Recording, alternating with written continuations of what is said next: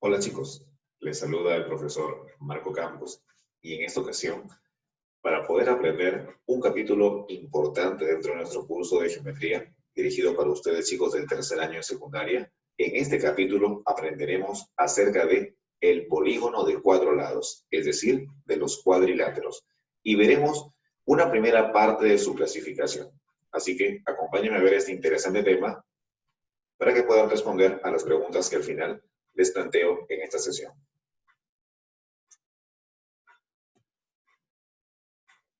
Y bien, lo primero que tenemos que hacer es entender qué es un cuadrilátero.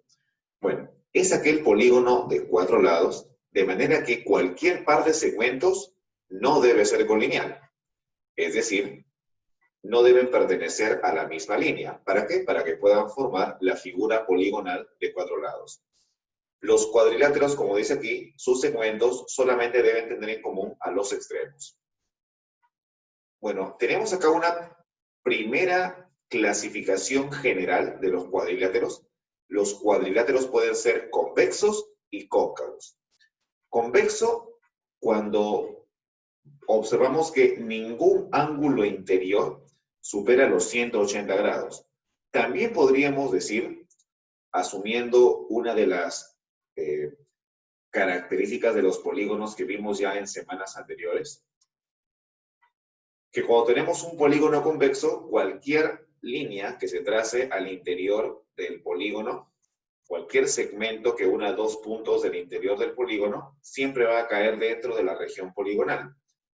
En cambio, si yo uno dos puntos arbitrarios en un polígono no convexo, o en este caso en el cuadrilátero no convexo, vemos que cae una parte fuera de la región poligonal. También esa podría ser una definición. En ambos casos, en ambos tipos de cuadriláteros, es decir, en general para cualquier cuadrilátero, se cumple que la suma de ángulos internos es 360 grados. Ahora, ¿de dónde sale esa expresión? Bueno, recordamos que para los polígonos de cuatro lados, la suma de ángulos internos, ¿a qué es igual? Sería igual a 180 grados multiplicado por n menos 2, es decir, 4 menos 2, lo cual vendría a resultar 180 por 2, es decir, 360 grados. Entonces, ahí está la explicación de por qué la suma de los ángulos internos es 360 grados. Bueno, los cuadriláteros tienen también, asimismo, una subclasificación. Tenemos a los trapezoides, a los trapecios y a los paralelogramos. En esta sesión nos vamos a enfocar en los trapezoides y en los trapecios.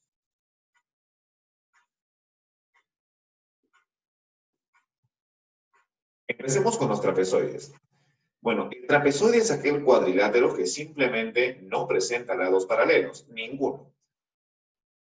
De manera que también podemos clasificar los trapezoides en trapezoides asimétricos, cuando no tienen ningún eje de simetría, y los trapezoides simétricos, cuando presentan un eje de simetría, ya sea horizontal o vertical. Los trapezoides simétricos son las clásicas figuras de cometa, ¿no es cierto? Y podemos notar que al tener un eje de simetría, el eje de simetría funciona como una mediatriz también para las diagonales. Ahora veamos a los trapecios. Los trapecios son aquellos cuadriláteros que solamente tienen un par de lados paralelos. ¿Cuáles son esos lados paralelos? Son las bases. Es decir, el segmento horizontal superior y el segmento horizontal inferior. Esas vendrían a ser las bases y nos hemos acostumbrado a denominarlas de la siguiente manera. La que está en la parte superior es la base menor y aquella que está en la parte inferior le conocemos como la base mayor, ¿no es cierto? Entonces, ahí está. Esa vendría a ser su descripción. Vamos a colocarlo ahí abajito. Así es como lo conocemos y también nos hemos acostumbrado a colocar una B mayúscula para la base mayor y una B minúscula para la base menor. Ahora, observen ustedes que los trapecios tienen la característica de que sus lados, en este caso, superior e inferior, es decir, las bases vendrían a ser líneas paralelas. Y eso tiene una conclusión importante. Cuando vimos el tema de ángulos entre rectas paralelas, recuerden ustedes que cuando vimos ángulos entre rectas paralelas, cuando teníamos una recta que era secante a esas dos rectas paralelas y se formaban ángulos a un mismo lado, en este caso de las rectas paralelas, por ejemplo, si fueran acá X y Y, esos ángulos X y Y tenían una relación entre sí. ¿Qué relación? ¿Recuerdan cuál era esa relación? Bueno, la relación es que esos ángulos se denominan ángulos conjugados. Y los ángulos conjugados son suplementarios, es decir, X más Y es igual a 180 grados. De ahí que podemos notar que estos ángulos alfa y beta vendrían a ser justamente ángulos conjugados. Por lo tanto, la suma de ellos dos, ¿cuánto es? Es 180 grados. Y esa propiedad la podemos encontrar aquí, en la parte inferior. Lo mismo ocurre con los ángulos omega y phi. Como podemos ver aquí, tenemos el ángulo omega y el ángulo phi, que también vendrían a ser suplementarios. Por esa razón es la segunda igualdad. ¿Está claro? Entonces, los trapecios tienen esta característica en general. Ahora, de lo que estamos observando en la diapositiva, tenemos una clasificación también particular para los trapecios. Tenemos el trapecio escaleno. Ahí está, el trapecio escaleno, que vendría a ser aquel trapecio que tiene todos sus lados de diferente longitud. Tenemos también al trapecio rectángulo, que es aquel trapecio que tiene un ángulo, o bueno, un par de ángulos rectos en su interior. Y finalmente tenemos al trapecio isósceles, que vendría a ser aquel que tiene sus dos lados que no son paralelos de igual medida, de igual longitud. Ahora, en el caso del trapecio isósceles, hay que tener en cuenta algo. No solamente los lados vendrían a ser de la misma medida, sino también los ángulos. Entonces, alfa y alfa están aquí porque como los lados no paralelos son de la misma medida, que es un trapecio isósceles, los ángulos en la parte inferior que forman los lados no paralelos con la base mayor también son iguales. Y los ángulos en la parte superior también resultarían ser iguales en medida. ¿Ok? Bueno, un consejo cuando ustedes tengan que enfrentar un problema en cualquier clase de trapecio, es muy conveniente realizar el siguiente trazo auxiliar. Trazar una línea paralela a la altura. O trazar una altura simplemente. Es decir, trazar una línea que forme 90 grados con la base mayor, en este caso, y de esta manera podemos trasladar medidas. Por ejemplo, si esto es base menor, lo que está en la parte superior, donde estoy graficando, el segmentito en la parte inferior también sería B minúscula, la base menor. Y lo que falta aquí, en la parte derecha, sería la base mayor menos la base menor. Así es como podríamos ya trabajar en algún problema donde necesitemos hacer ese trazo auxiliar. ¿Ok? Muy bien. Entonces ya les aconsejé. Ahora sí vamos a pasar a la siguiente diapositiva. Bueno, veamos ahora las propiedades. ¿Qué propiedades tienen los trapecios? Básicamente vamos a estudiar dos propiedades. Una es la base media, que vendría a ser el segmento que une los puntos medios de los lados no paralelos. ¿Cuáles son los lados no paralelos? El AB y el CD. Sus puntos medios, como vemos acá, es M y N. Entonces, el segmento que está en el medio, esto vendría a ser la base media. Pero para que exista una base media, ¿qué tiene que haber? Tiene que haber una base menor y una base mayor. Entonces, miren, la fórmula que está aquí a la derecha de este gráfico, la podemos, digamos así, replantear utilizando la nueva simbología de la B mayúscula y la B minúscula. ¿Cómo sería si utilizamos esa simbología? A ver, ¿a qué sería igual entonces? Vamos a colocar por aquí una línea.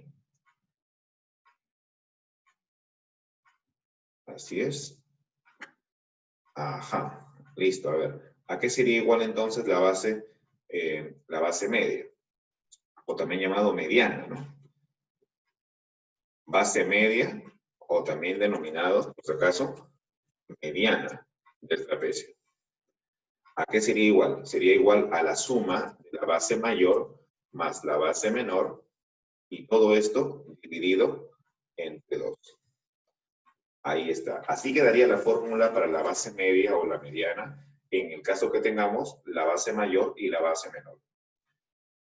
Y la propiedad número 2 es para el segmento que une los puntos medios de las diagonales. Miren, el segmento que une los puntos medios de las diagonales es el segmento PQ. Y también se define en base a la base menor y la base mayor. ¿Cómo sería la fórmula en este caso para el segmento que une los puntos medios? En base a la base mayor y la base menor con símbolo B mayúsculo y B minúscula. A ver. Bueno, similar al caso anterior, tendríamos en este caso la base mayor menos la base menor. En este caso vamos a quedar dividido también entre 2. O sea, la única diferencia en este caso es que ahora es una resta, ¿no es cierto? O sea, es una diferencia. En la parte anterior era una suma. ¿Está claro, chicos? Solamente para también agregar de repente un punto importante, es que el segmento que acaban ustedes de ver, que es el segmento de los puntos medios de las diagonales, si nosotros extendemos ese segmento hacia el lado no paralelo, o sea, hacia la derecha, y también lo prolongamos hacia la izquierda, entonces, ¿saben qué? Lo que van a formar es el segmento que hemos visto en el caso anterior, es decir, el segmento llamado base media o mediana del trapecio, es decir, el segmento MN. Por lo tanto, el segmento MN o la base media o la mediana del trapecio está en la misma línea del segmento que une los puntos medios de las diagonales. Muy bien. Entonces, esto ha sido el apartado teórico, chicos. Ahora sí vamos a empezar con los ejercicios para el aprendizaje. Bueno, he seleccionado esta vez y voy a, una vez más, vamos a desarrollar las preguntas a través de las diapositivas. Vamos a ver cómo nos va. De acuerdo a la experiencia, podemos también regresar a resolver en la pizarra. Dice la primera pregunta, de acuerdo al trapezoide ABCD mostrado, calcule el valor de X. Bueno, vamos a ver. El primer paso para la pregunta número 1 es darme cuenta de la relación angular en el trapezoide completo. ¿Cuánto deben sumar los ángulos del trapezoide completo? Como es un cuadrilátero, debe sumar 360 grados. Es decir, en el trapezoide observo que 6 veces omega, bueno, primero acá, 6 veces phi más 6 veces omega más 2 alfa más 2 veces beta es igual a 360 grados, porque se trata de un cuadrilátero. Notamos que todos tienen como factor común 2, entonces le sacamos la mitad y nos quedaría 3 phi más 3 omega más alfa más beta es igual a 180 grados. Esa relación la voy a encuadrar, la he colocado dentro de un rectangulito, porque la voy a utilizar más adelante para reemplazar. Van a ver. Siguiente. Vemos que se han formado acá dos triángulos.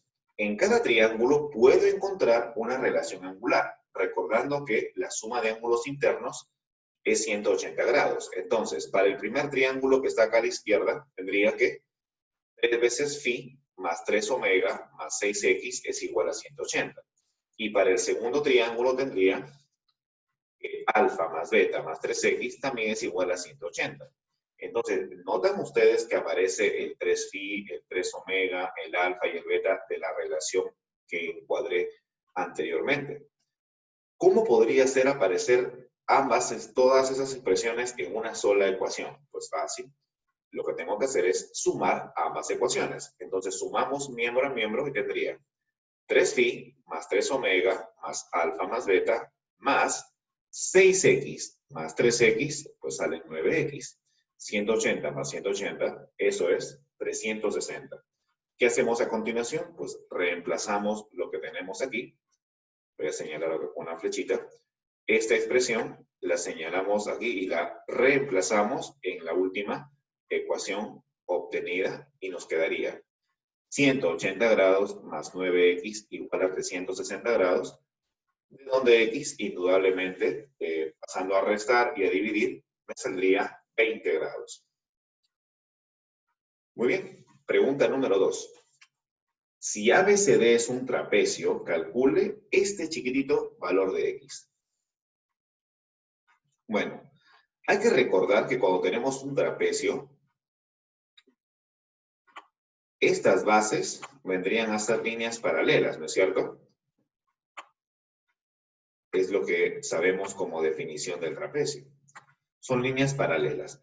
Ahora, nos vamos a aprovechar del significado de las líneas paralelas para decir que, miren, el ángulo alfa se va a repetir con el ángulo que va acá. ¿Por qué? Por la propiedad de los ángulos alternos internos. Entonces, gracias a esta propiedad que recordamos del tema de ángulos entre rectas paralelas, entonces llego a la conclusión de que el ángulo que ve en la parte inferior también debe ser alfa. Es la llamada propiedad de la zeta. Y lo mismo va a pasar con beta. Beta también vendría a tener su ángulo alterno interno en la parte inferior, justo acá. Entonces, ¿cuánto vamos a reemplazarlo ahí? Por beta. ¿Ok? Ahora, el hecho de que hayamos colocado alfa y al costado beta me sirve, porque si se dan cuenta, tengo un triángulo donde tendríamos alfa y alfa. Es decir, tenemos un triángulo isósceles. Es decir, este ladito que mide 8 también se va a repetir con este ladito. Por lo tanto, ¿cuánto va a medir ese segmento? Tendría que ser bien 8. Y la misma situación ocurre al costado con el otro triángulo de beta-beta.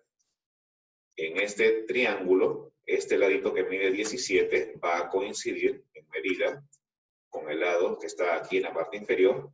Por lo tanto, también va a medir 17. Finalmente, para encontrar el valor de x, creo que ya todo se ha dilucidado. La suma total, 8 más x más 17, debe ser 30. De donde x, pues, indudablemente, vale 5.